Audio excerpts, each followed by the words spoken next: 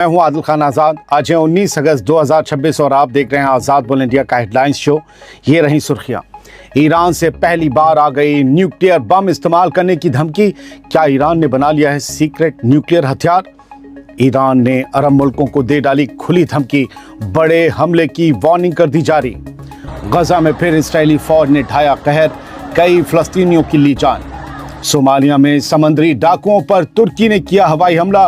भारतीयों समेत जहाज अगवा करने वाले डाकुओं के साथ क्या हुआ बताएंगे हम।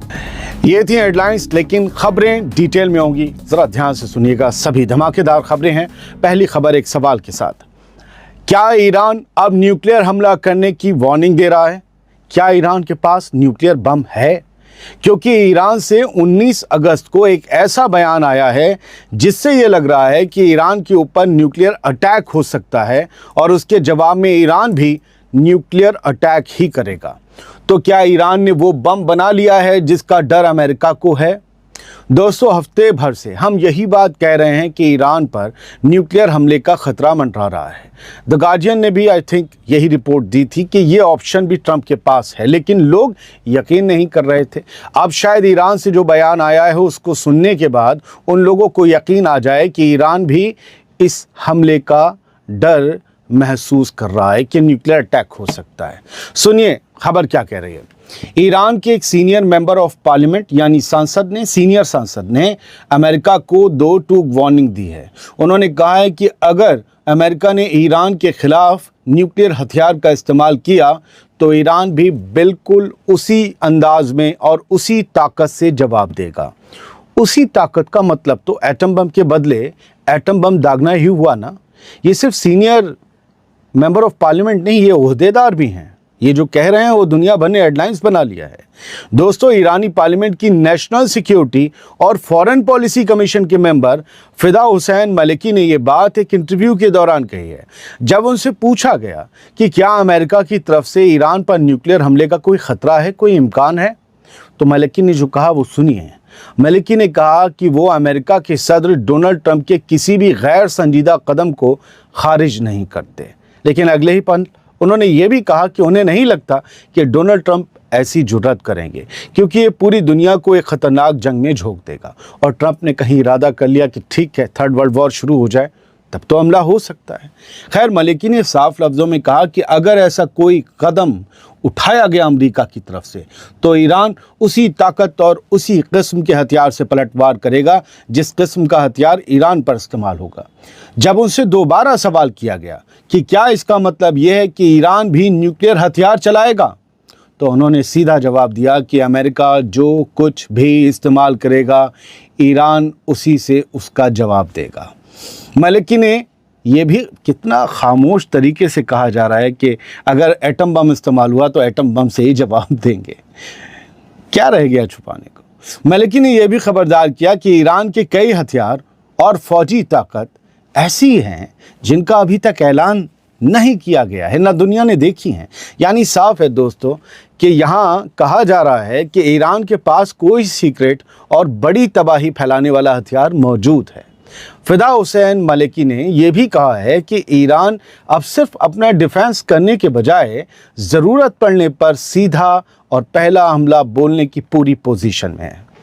ठप पड़ी बातचीत पर बोलते हुए उन्होंने कहा कि जब तक अमेरिका अपने पुराने वायदों को पूरा नहीं करता ना, तब तक बातचीत शुरू नहीं हो सकती और स्ट्रेट ऑफ हॉर्मुज़ का मसला भी हल नहीं होगा। यानी दोस्तों, ईरान ने साफ साफ लफ्ज़ों में ये पैगाम दे दिया है कि अगर जंग का दायरा न्यूक्लियर हमले के लेवल तक पहुंचा तो ईरान पीछे हटने वाला नहीं है और अमेरिका को उसी की ज़ुबान में जवाब मिलेगा। इट डजंट मीन कि ईरान इंग्लिश में जवाब देगा, वो फ़ारसी में भी दे सकता है, लेकिन वो फ़ारसी किसी बड़े बम पर लिखी होगी। अब इस वार्निंग को आप चाहें जैसे समझिए, मैंने जो समझा और जो वो छुपे लफ्ज़ों में कह रहे हैं बार बार सवाल पूछने पर, वो तो सब कुछ वाज़ेह है, खुला है, सब सामने है। आगे बढ़ते हैं।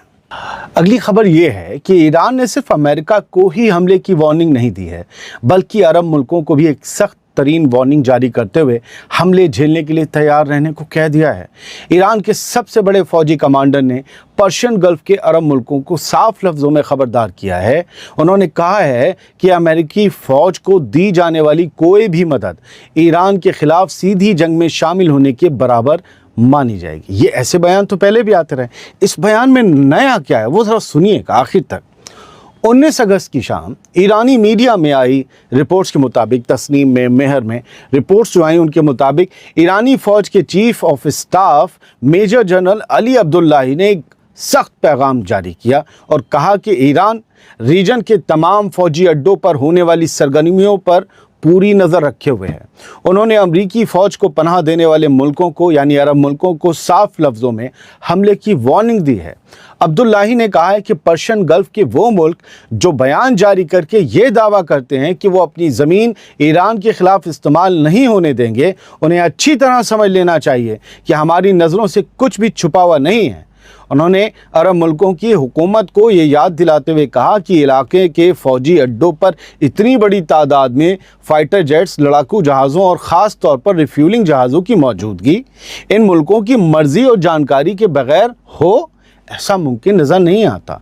तो अरब मुल्कों को पता है कि उनकी ज़मीन पर अमरीकी फ़ौजी अड्डों में क्या क्या मौजूद है जंग का साजो सामान, इसलिए नन्ना वन्ना छोड़ दें। ईरानी कमांडर ने दो टूक अल्फाज में कहा कि हमलावर अमेरिकी फ़ौज को किसी भी तरह की मदद पहुंचाना या सहूलियत देना सीधे तौर पर अमरीकी फ़ौजी कार्रवाई में साझेदार होना माना जाएगा।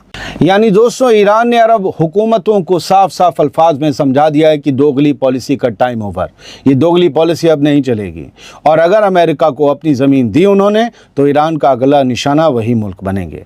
यानी हमले अब सिर्फ अमरीकी मिलिट्री अड्डों तक महदूद नहीं रहेंगे बल्कि अरब मुल्कों के अपने इंफ्रास्ट्रक्चर भी अब ईरान की मिसाइलों के क्रॉस हेयर में निशाने पर रहेंगे।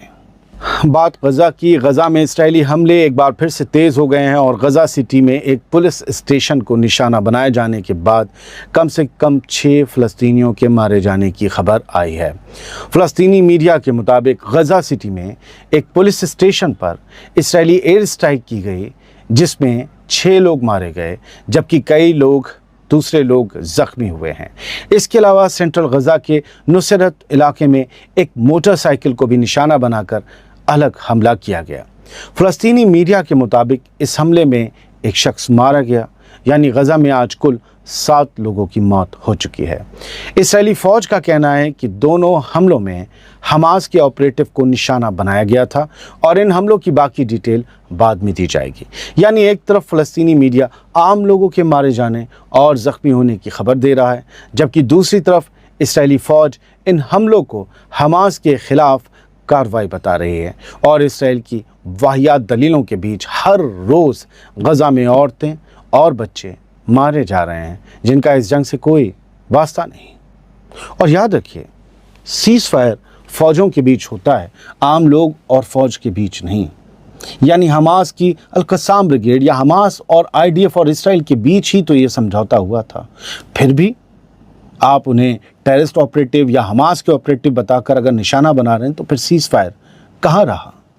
दोस्तों, हमने परसों रात आपको बताया था कि सोमालिया के समंदर के करीब एक जहाज़ को समुद्री डाकुओं ने अगवा कर लिया था। अब उस मामले में एक बड़ी अपडेट आई है। पता चला है कि उनमें से 4 डाकू मारे गए और यह हमला तुर्की के एक सरकारी ड्रोन से हुआ है, यानी हुकूमत के एक ड्रोन से। पुंटलैंड के सिक्योरिटी अफसरों के मुताबिक सोमालिया के नुगाल इलाके में गरमाल का साहिल है और इसके पास ही ये हमला किया गया। यह हमला उस वक्त हुआ जब ये 4 डाकू एक छोटी कश्ती में, एक छोटी नाव में सवार होकर साहिल की तरफ भाग रहे थे। सिक्योरिटी अफसरों ने दावा किया है कि इस एयर स्ट्राइक में इस्तेमाल किया गया ड्रोन तुर्की की हुकूमत का था। बताया जा रहा है कि ये वारदात MV लुत्फ नाम के जहाज़ के साथ हुई जिसे पीर यानी मंडे के रोज़ आई थिंक 17 अगस्त के रोज़ 8 डाकुओं ने मिलकर अपने कब्जे में ले लिया था।